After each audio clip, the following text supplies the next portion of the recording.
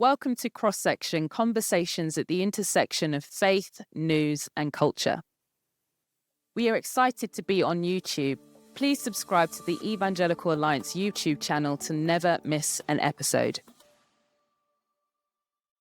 In this week's episode of Cross Section, we react to the video that has gone viral as Rhett Mclaughlin discusses with Alex O'Connor about his deconversion from Christianity. We also talk about Pope Leo XIV and what that will mean for the Catholic Church, and finish with a reaction to Keir Starmer's comment about us being an island of strangers and how Christians can navigate conversations around immigration. Enjoy the episode. Hello and welcome back to Cross Section. It is the same trio as last week. It feels like nothing's changed since we recorded. Well, actually, quite a lot has changed since we recorded, but here we are back again, all sat in the exact same positions. I'm back with Danny and Peter. How are we both on this sunny Wednesday? I'm good. I'm good today. I'm very happy that it's sunny. Yeah, let's hope that continues. Who knows if it will? Although actually in London 2 days ago, it was hailing whilst being in North London and sunny in South London. So that is chaos. But anyway, that is beside the point. We are currently recording on Wednesday, the 14th of May. And we thought as we kind of get into this episode, we'll talk about a couple of things that have caught our eye this week, things from the news this week, but also a kind of cultural story that's kind of been bubbling on social media and YouTube over the last couple of weeks.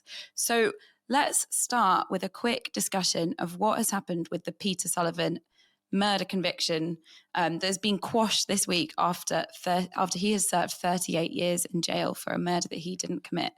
So it has come out that there is now DNA evidence that has proved that he wasn't there at the crime. And yeah, I just think it's obviously it's a huge miscarriage of justice and a huge thing for him and his family to kind of contend with. He reacted and said, "I'm not angry.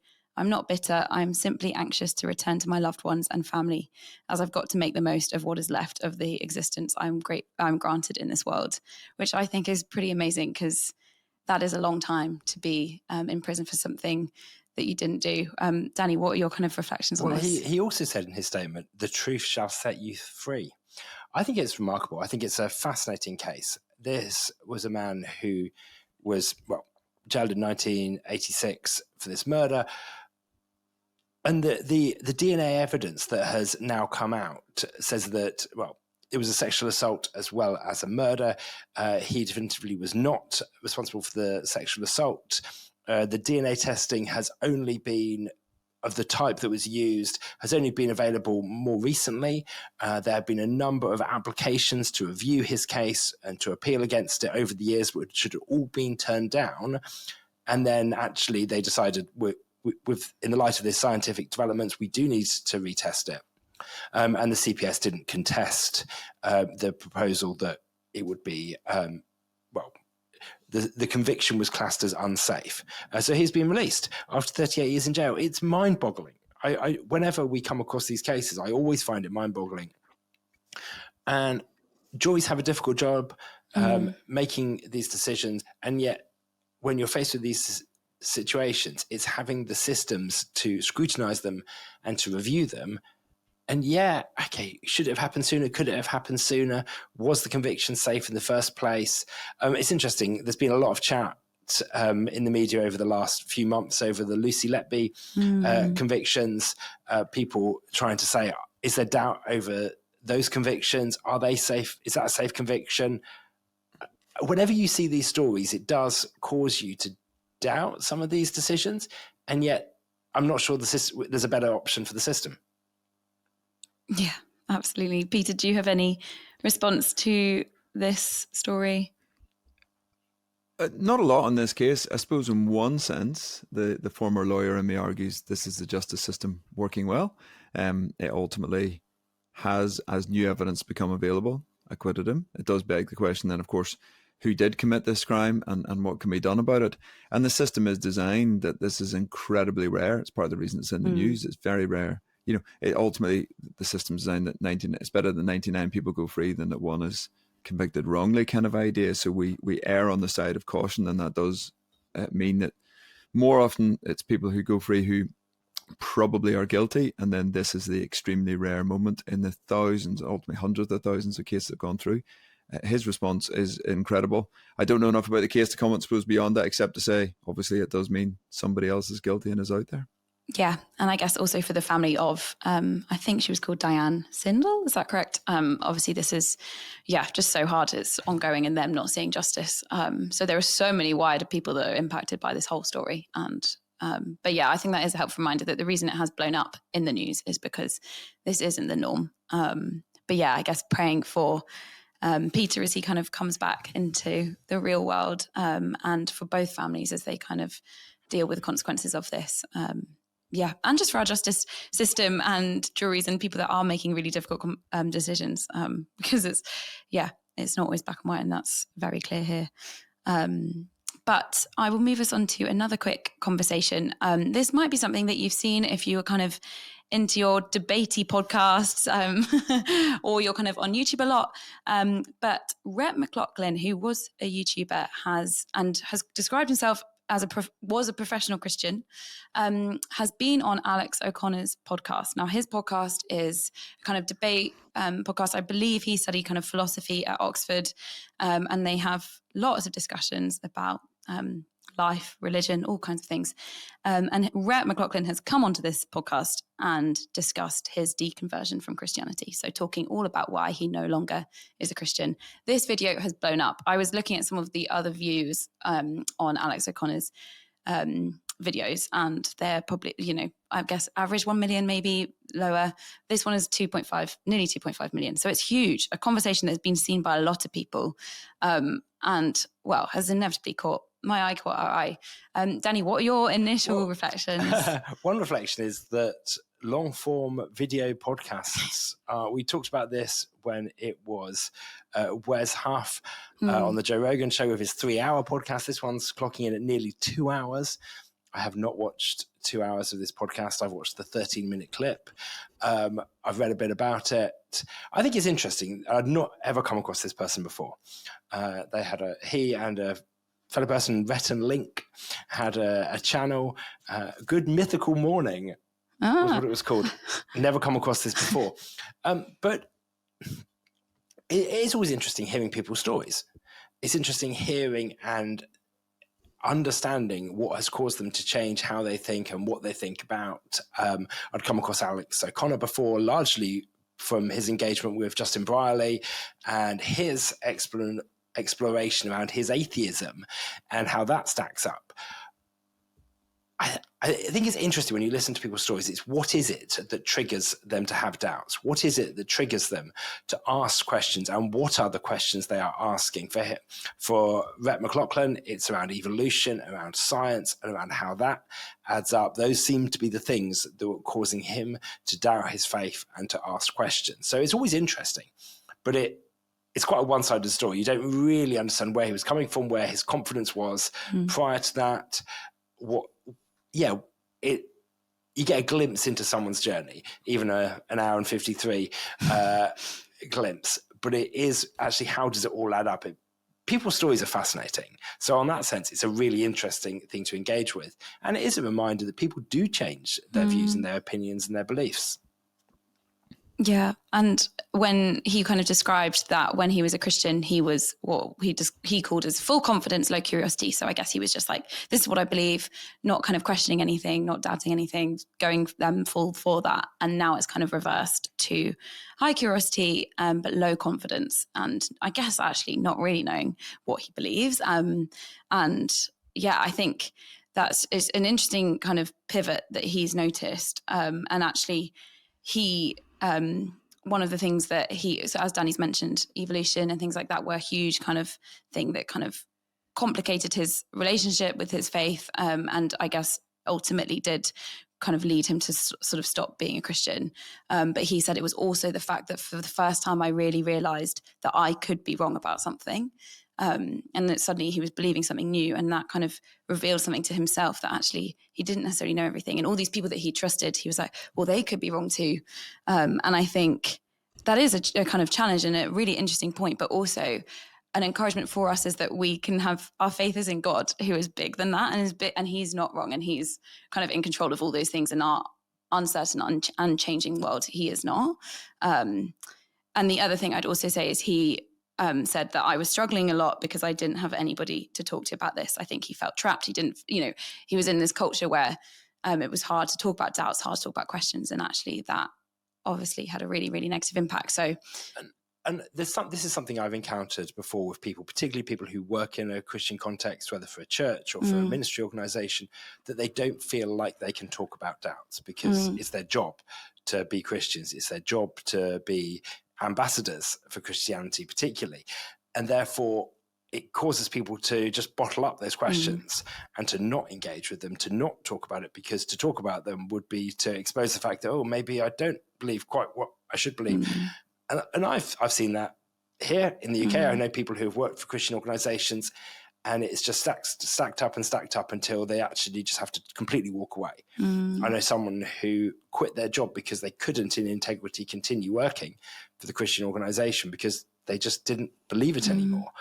So I do get that. And I think actually it's a challenge for how can we ensure that people, whatever their work context, whatever their roles, are able to have the relationships, have the conversations to talk about what they're thinking. Yeah, absolutely. And feeling safe to share that they might be questioning things. But also for us as like in discipling each other, that, we're making room for that. And it's definitely something for us to be super aware of. And I also think just praying for the kind of reaction, though that's 2.5 million people that have watched that conversation. We don't know what that's done to these people, what they're thinking, and whether that's making other people question things or maybe question things in the other way. So let's just be praying that, for those that are maybe wondering about walking away and just feeling like they don't know what to do, that people in their lives will help them kind of come back to Jesus, but also that they will, that the Spirit will just really work in them and give them kind of clarity and boldness to kind of keep going. But the other major thing that has happened this week, and actually happened yesterday as we record today on Wednesday, is that the Scottish Parliament have voted to move their assisted suicide bill through to the next round, to the next stage, which is obviously a huge kind of thing, particularly this week as we head towards the report stage on Friday with the Westminster bill. Peter, I'd love you to kind of come in with your reflections on this. Yeah, absolutely. Look, we had the vote last night in Holyrood. It's 70, I think, in favour, 56 against. So it won't take much to shift that. That's fairly close. We thought it was going to be close. I think a while ago it would be expected this would have actually sailed through on the nod.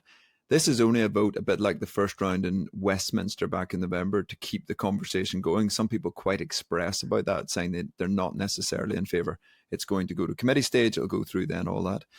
I think a couple of things along the way. Really interestingly, John Swinney, the First Minister, said he would vote against it. He said he would expressly do that based on his faith, that everybody is equally made in the image of God.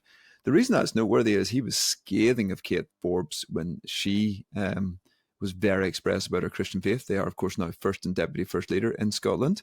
But there's definitely been a shift there in his articulation. He's talked about his faith before, but never in this kind of language. And people may have questions, etc. But it's interesting to see the express articulation about that. So close vote in Scotland. We've had a vote the other way in Wales, remember, a few months ago. And I suppose this is teeing up, and where it gets interesting for me is we have maybe a vote on Friday. Who knows? You stressed at the start we're recording on Wednesday, and that's because we don't know what will happen on Friday. And even if it does happen, well, we get different things about timings. But two big things I would say about the UK vote.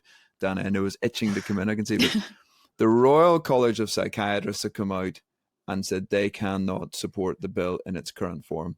Now, they're agnostic, shall we say, about the whole issue. They don't have a set view overall, but they've raised significant concerns about this bill. And I'd actually like in a minute maybe to press in on some of those because I think they are key. But also the BBC surveyed a lot of GPs, about 1,000 responded. And again, the majority are against this bill. Big concerns are that they're concerned that patients will feel guilty and they will feel coerced. Two significant medical interventions saying you can't do this. And the psychiatrist is important for this reason. Kim Leadbeater said the check is judges. And then people said, oh, judges don't have the capacity to do this. So they got rid of the judge check. And then she said, well, I'll tell you what we'll do is we'll put psychiatrists in and we'll make them the check. And they basically said, well, we can't do this either. And so we're seeing the real problems with the actual practicalities of this bill. I mean, it is unpassable in its current form. It should be. It must be, surely to goodness. But we will see. There's a vote on Friday. Yeah, there probably will be votes on Friday, even if they're not votes on the whole bill. This is where parliamentary legislation and process gets incredibly technical, and we are literally in uncharted waters with this bill and how it navigates some of that. So, we're speaking ahead of the vote, but we don't actually know what votes will happen, whether all the votes will happen, or if the big vote on the whole bill will be pushed into June, which is entirely possible. We will wait and see. Peter's right. The intervention from the Royal College of Psychiatrists is really significant. They list 9 reasons why they're opposing this bill. And the first one is terminal illness is a risk factor for suicide. People with terminal illness are vulnerable to suicide. And I think this is one of the things that is really significant in this whole debate. And I think one of the supporters of the bill talked about this being a suicide prevention measure. So you introduce assisted suicide to enable people to take their own lives, and then those people are not counted as people who have committed suicide, so suicide goes down, but only by inducing and encouraging and supporting it. This is the kind of double-think nonsense world that we get into, that actually there are vulnerable people with terminal illnesses who are at risk of suicide, are at more risk of coercion, and this bill makes it more dangerous for them. And then there's the practical stuff. It's unworkable. There aren't enough psychiatrists. It's not going to work. So both on the ethical and the practical, this intervention is really important, and it really should be the nail in the coffin that seals the fate of this bill. Whether it will, we'll come to see. But actually, I think this should be a really decisive intervention. I also just wonder, I do think it's really interesting the language they've used. They have talked about assisted dying / assisted suicide throughout their document, and they keep referring it to AD/AS in shorthand multiple times. We've had some pushback a few times. We've talked about it as assisted suicide because it amends the suicide legislation. And they basically say the same. That's what this is about. It is about suicide. This is about ending your own life. So without, I appreciate they use both terms, but they've really cut through some of that. I mean, I do think this was just manipulation of language by those who call this assisted dying. And we got a little pushback. And I'm like, actually, no, we're being entirely legally and from a policy perspective accurate in calling this assisted suicide. And I'm really happy to see the Royal College do that too. And again, they're saying this is not treatment. We don't have a proper framework. The conscientious objection clauses aren't sufficiently clear. The number of other key points, I mean, it's absolutely worth reading. It is so clear as a document as to the problems with this bill, regardless of the wider issues. And we have a clear view, and we are very articulate as an organisation as to why we think the whole issue shouldn't go ahead. But even if you thought it should, this bill is the worst possible combination, and I think that is really being exposed. And we do have to contend and pray that MPs actually vote this bill down, because it is so bad, the most consequential change potentially in our lifetimes. Yeah, really helpful from both of you. And I will link our assisted suicide page that is on our website. And on that, you can find lots of articles about this bill, about the kind of 4 different groups of people that were particularly concerned about the impact that it will have on, and our Right to Your MP tool, especially if the vote doesn't happen on Friday and it is in June. I really encourage you to keep using that, keep coming to that, and some prayer points as well. But yeah, please do be praying ahead of Friday, and we will see what happens then. So just after we recorded last week, literally a few hours later, having just discussed who the Pope might be, he was announced. So we thought that we'd have a little kind of reaction to Pope Leo XIV, who he is, what kind of, and how we can kind of, as evangelicals, collaborate with Catholics, what that looks like. Peter, do you have any insight into his name, into who he is? What can you tell us? Well, look, he's relatively young for a pope. It's funny to say at 69, but I think that's probably worth noting. Somebody was asking me recently when I said, well, probably because cardinals want to have a chance themselves, so they tend to vote for somebody old to limit the time and the damage stroke implications they can have and to give themselves a chance. He's American, and I'll caveat that in a moment because that gets very controversial, apparently, because he's United States of America, American as in, but America is such a shorthand, so there's a whole Twitter spat about that. But he is from the United States of America, the first pope from there. But he spent a long time in Peru. He holds dual citizenship. Lots of people arguing on social media again where he pays his taxes. I was thinking, I'm not sure he pays a lot of tax, but he spent a long time traveling lots of places, but has spent a significant time in Peru. And that's interesting from his background as a missionary there. He has been outspoken about Trump and immigration and J.D. Vance. He pushed back on J.D. Vance, who kind of famously said, basically, charity begins at home, a version thereof, you look after your own family, then your extended family, and then beyond. And he said, no, that's not right. That's certainly not biblical understanding. And J.D. Vance would identify as a Catholic. So it was interesting to see a reasonably strong pushback. People have been trying to put him in a box. He is, it seems, was relatively close to Pope Francis, the previous Pope, but definitely more nuanced, more conservative in some issues, seems to be a little bit more traditional on the family. And pushed back on Francis and was sympathetic to some of the African bishops who were concerned about Francis's direction of travel. So he seems, I'll put it this way, he seems to bring some of the better aspects of Pope Francis's sympathy for the poor and around immigration while holding to maybe a more traditional and orthodox line. I say seems because it's really hard for us to tell. And I do, and we said this last week, I still think that's important for us, even as evangelicals, to respect the differences within the Catholic Church, but to acknowledge if you lead 1.4 billion people globally, your views are important and you have an influence on a lot of conversations. And he seems to share some of the views that we might have. Yeah, I think it's interesting to put a political hat on, to think, well, how did he win the vote? How did he win the vote in the conclave? You don't know what happened. You don't know what the votes on the different rounds are. There's been a bit of chat about how different candidates fared or didn't fare, and how he kind of came through the middle. But I think that's what happened, is he basically came through as a moderate candidate that was acceptable to the more conservative and to the more socially liberal. Because, as Peter has said, he has seemed to, in his first few days, want to uphold some of the traditions, even just appearing in the traditional formal robes and the words he said and the prayers he's offered. I'm not going to wade too much into traditional Latin masses and potential support for that. That's a bit of Catholic detail that you might want to get into, but I think so. For some of the traditionalists, he's offered support there. Some of his social views and some of his engagement has offered some hope to other people who may have been in Pope Francis's camp. But he was appointed as both Archbishop and Cardinal by Pope Francis. He was brought to Rome to lead a key department, which basically was in charge of selecting bishops. And through that built relationships around the globe. So from a political point of view, you can see how he kind of won support and engaged lots of different parties. It is interesting. We can perhaps talk a bit about his name. He's chosen the name Pope Leo. The last Pope Leo was Pope Leo XIII at the end of the 19th century, was in very much the key proponent of Catholic social teaching. So it's interesting, in some of his first comments, he's talked about work and about the value of work, raised questions about AI and what that's going to do for the workplace. And also, just as a pure piece of trivia, the first pope, called Leo, in the 5th century, met with Attila the Hun and persuaded him not to attack Rome. Wow. That's my fact for the day.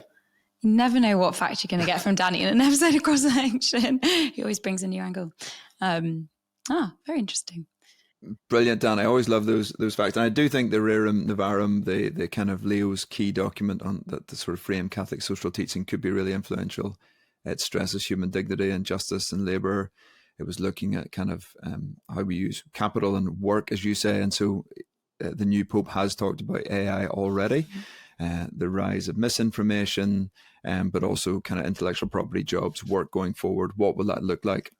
And I do think Catholic social teaching is an area where we're going, yeah, there's lots in there that's really useful. And actually some of the thinking around it is often better developed than that within the Protestant evangelical world, and you're like, right, where can we see synergies? Where could we see areas of collaboration and working together on that? And I think in some of the areas around AI and disinformation and re-understanding of work and what it is to be human and divine image bearers is a really interesting space where we've been doing work and thinking that obviously we have a Being Human project within the Evangelical Alliance. It's work that I'm involved in and passionate about, and it's clearly work that the new Pope is saying is going to be important. And I think that's really excellent. And AI is, it's something we've talked about before on the show. No doubt we'll return to it various times when there's appropriate stories. Reading this week just about NVIDIA, one of the biggest chip manufacturers, and their work on AI. Just a constant reminder of the shaping forces on this. And so I think really interesting space there with the new Pope on that. Yeah, I think it was very interesting that he straight away was like, AI is one of the biggest threats or challenges to humanity, which is, definitely, as both of you have touched on, a conversation that I'm sure we will revisit. Danny, did you have any kind of final thoughts on that collaboration thing? I think there are places for collaboration, and actually the work that we do in advocacy and policy is a place that's really fruitful. For we work with both Catholic groups, both in Westminster and in Scotland. We've had really fruitful collaboration on policy issues. We've been talking about assisted suicide. This is one issue we have regularly worked side by side with them on. And I think on some of these moral and ethical issues are the places where there's really strong collaboration offers opportunities. And I think that's where we can recognise that there are differences. I think likewise in some of the prayers and the key things that were said at the start, it does highlight how Catholicism and the Protestant, particularly evangelical faith, is different. There are significant differences there, theologically and in practice and in how it's worked out. And yet there's still really good places where we can collaborate and work together. Really helpful. You are listening to Cross Section. Thank you so much for engaging with us. Thank you for listening or watching. We'd love to hear your feedback. So please do get in touch with us at cross.section@eauk.org. And we will, I'm sure, respond to you. And do check out all of the EA's kind of social media platforms and engage with us there. Tell us what you're enjoying. Tell us what you're not enjoying. Do be kind of seeing the other things we're putting out for some of these conversations that we've been having, particularly the conversation around assisted suicide. There's lots of resources on our social media as well. But we are now going to come to our final conversation, which is all about immigration. We're not going to solve the whole complexity that is the conversation around immigration, but it has been something that has kind of taken over the news this week because the government have released a white paper about kind of outlining their kind of policy plans all around immigration. And Keir Starmer has done a speech about that. And it has proved quite controversial. I mean, it's had a lot of response. There's been a lot of debate, which I guess was inevitable with anything that was going to be said because immigration is such a contentious conversation. So as I've said, we aren't going to kind of unpick everything about that. But I think, Danny, why is it that this has kind of been something, some of what's been said is slightly surprising maybe for Keir Starmer? Can you kind of give some background to why that is and what maybe he's doing? Well, I think there's two key things going on here. One is that the Labour Party feel that they have to say something substantive on immigration and on wanting to reduce it. I think that's what's interesting, is that the Labour Party has traditionally been more open to immigration, more inclined to talk about the positives. The Conservative Party have been more critical of it. I think it's interesting that in the wake of the Labour Party doing badly at the hands of reform, the Labour government come out with a white paper on immigration where they say they are going to cut it. They're not specific on the numbers. That is something that will probably come back to them in the same way it came back to the Conservative government when they said they would cut immigration to the tens of thousands and they weren't able to do that. I think the Labour government will be under pressure to show that they are able to do what they've said they will do. So I think there's the practicalities of both them feeling like they have to say something about it, and then will they be able to do it? And then the thing that's actually caused controversy, caused more pushback, is some of the language that Keir Starmer has used, particularly around an island of strangers, raising questions around social cohesion, around integration, around the impact that immigration has on a society. And I think there are interesting things there. Some of the news headlines are Keir Starmer completely rejects suggestion he echoed Enoch Powell in his immigration speech. It is such a volatile and highly charged topic, but it is interesting that some of the language he uses is stronger. It is more strident in its tone. And it's how we come back to the Overton window time and time again on this podcast. It is a sign that has been pushed by reform, that a Labour government are talking in this way about immigration. It does show how the conversation has shifted. Dare I say it? Is this relating more to the vibe shift? Tell me.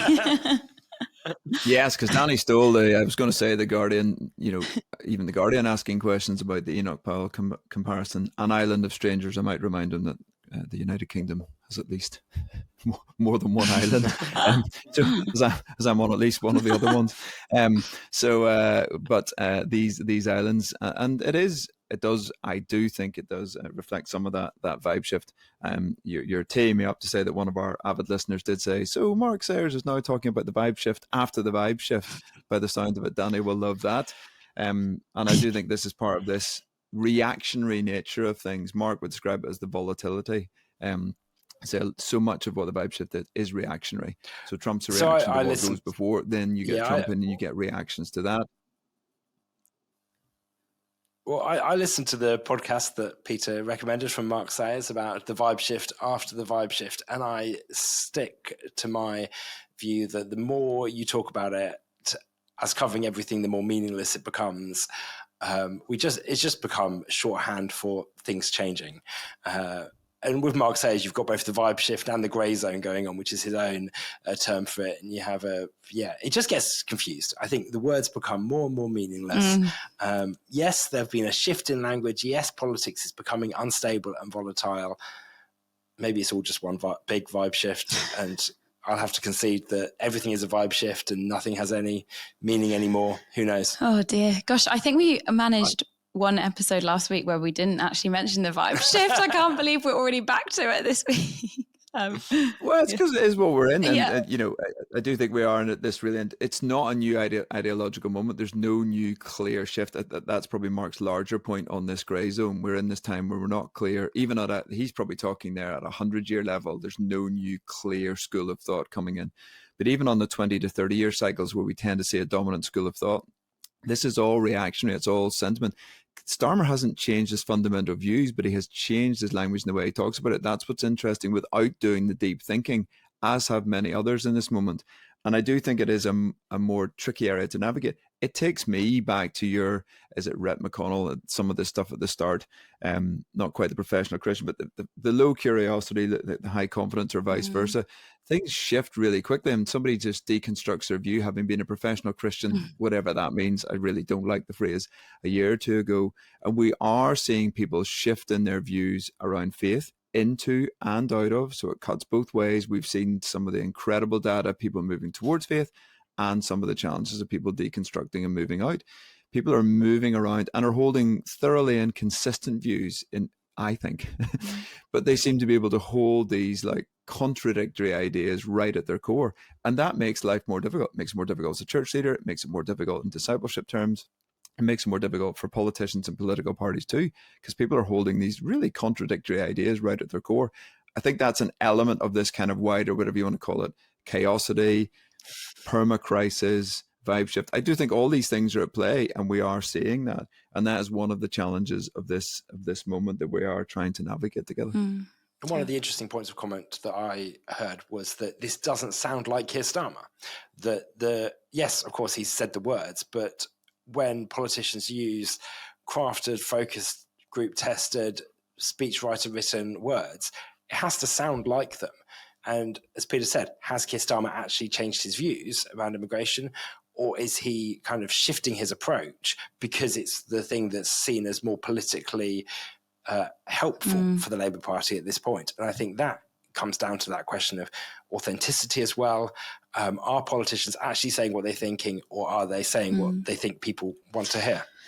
Oh gosh, yeah, what a game it is. But I guess also at the heart of this and him kind of changing his opinions or saying different things, it's also at the heart of it is people and people that are living lives and feeling I guess we are told to welcome the stranger and love the stranger as well. So do we have any reflections for, as Christians, how we respond to this, or as kind of churches, just quickly? I think there's the work that churches do week in, week out. And I think that's one of the things we saw in the Changing Church report that we talked about last week, is that working with refugees and asylum seekers is one of the areas where churches across the UK are consistently working, are providing incredible support for people, regardless of political views or policy persuasions, actually helping people.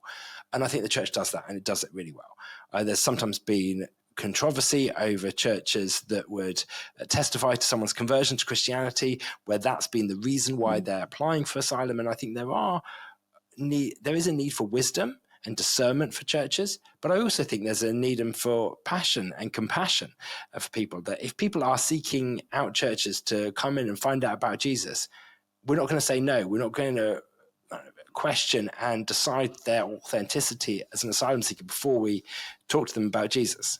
So I think churches will continue to do the work that they're doing. And I think that's really important. And I think it's important that they are able to do that without being pulled into some of the more political conversations.